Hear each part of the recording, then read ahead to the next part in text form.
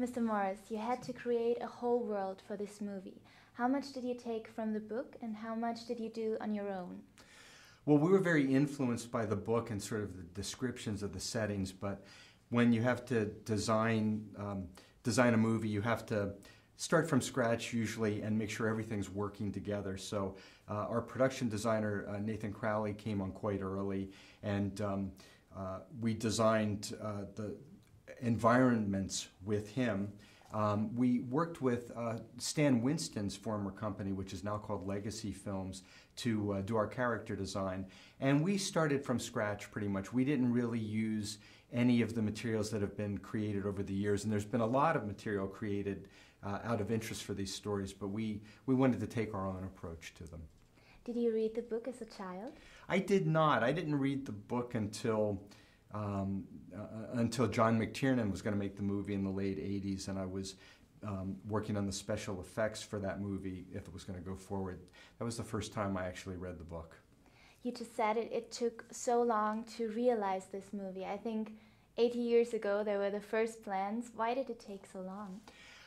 I think there were a lot of reasons it took so long to happen, but I think one of the key ones was it's only been in the last 8 or 10 years, I think, that the cinematic technology was such that you could really do justice to bringing the story to the screen and put the different types of characters in the kinds of volumes that you need to really sort of create this world of Mars. What were the biggest challenges for you effect-wise? Our biggest challenge was creating Tars Tarkas and Sola, his daughter, in a way that were utterly believable so that they could sit and be having a conversation just like you and I are.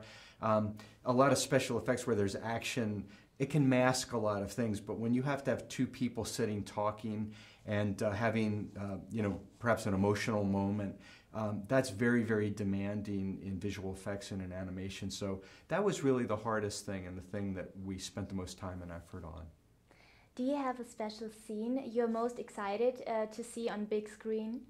I have a very special scene that I like the best and I'm most excited about, and I think you may have seen it today. It's the scene where Carter takes a stand and he's fighting the Warhoons. And in the movie, the purpose that scene serves is that Carter has been sort of denying that he's fallen in love with the Princess Deja. He feels great guilt that his wife and daughter back on Earth have died in the Civil War. And this is the moment where he finally takes a stand and decides he's going to move on. And it's a very cathartic scene. But what I particularly like, there's one moment where he turns to Woola, his dog-like creature, and sort of tries to shoo it away, and Woola won't go. And it's sort of an externalization of kind of what Carter's doing at that time. They're both kind of taking a stand. I think Andrew did a really great job with that scene. Why do you think is the story so successful? I mean, a lot of people are fascinated by John Carter. What is the secret?